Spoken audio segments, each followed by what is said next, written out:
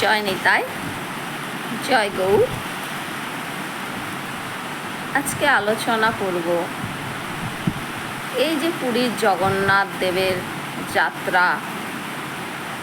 হঠাৎ দেখা গেল মোবাইলে, খবরে, টিভিতে যে যাত্রা পথে বলদেব রথে থেকে পড়ে গেলে। এই যে বলদেব রথে থেকে পড়ে গেল, এই লক্ষণটা কি ভালো, শুভ না অশুভ, খারাপ? তবে চলো আজকে এই বিষয়ে তোমাদেরকে জানাই। সত্যি কথা বলতে এই যে পড়ে যাওয়াটা বলদেবের, সেটা লক্ষণটা ভীষণ খারাপ, অশুভ। কেন বলছে, এই নিয়ে স্কন্দপুরাণে পরিষ্কার লেখা আছে, বিবরণ রয়েছে পুরীর রথযাত্রা সম্পর্কে বা মহাপ্রসাদ কীভাবে হয় সেই সম্পর্কে সম্পূর্ণ বিস্তারিত রয়েছে। সেখানে বলা হয়েছে শুধু বলদেব কেন, পুরীর যে জগন্নাথ দেব, বলরাম, সুভদ্রা, এই তিনজনের মধ্যে যে কোনো একজন যদি রথে থেকে পড়ে যায় সেটা খুব অশুভ লক্ষণ। সেক্ষেত্রে কি হয় বলছে, সেক্ষেত্রে রাজ্যের ক্ষতি হয়, রাজার ক্ষতি হয়। শুধু রাজ্য আর রাজার ক্ষতি না, যাদের হাতে থেকে পড়ে গেছে তাদের বংশেরও ক্ষতি হবে। শুধু তাদের বংশের বলে নয়, যার হাতে থেকে পড়ে গেছে তারা নরকগামী হবে। একদম বিস্তারিত লেখা রয়েছে।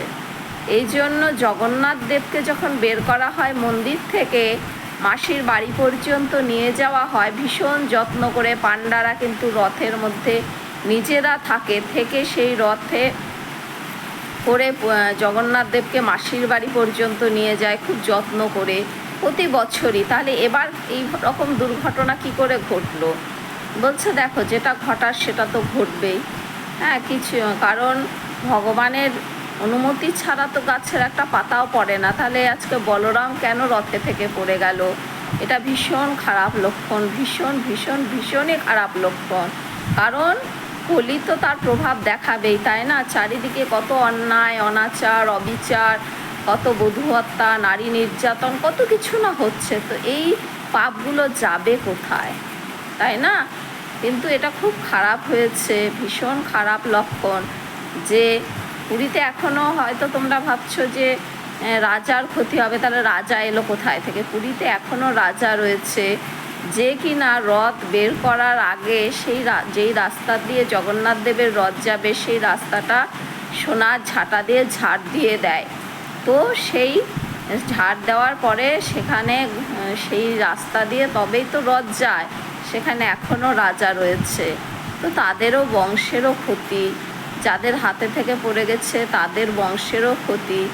আর শুধু হাতে থেকে পড়ে যাওয়ার জন্য বংশের ক্ষতি বললে চলবে না, তারা নরকগামী হবে। স্কন্দপুরাণে পরিষ্কার লেখা রয়েছে। কাজেই জগন্নাথ দেব তো কোনো হাসি মজার জিনিস না, না। তাকে খুব যত্ন করে বের করা হয়, যত্ন করে মন্দিরে নিয়ে গিয়ে স্থাপন করা হয়। কেন পড়ে যাবে?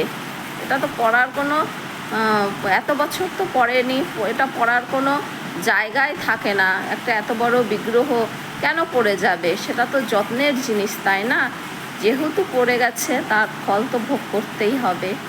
তো তোমাদের কেমন লাগছে জানাবে অবশ্যই।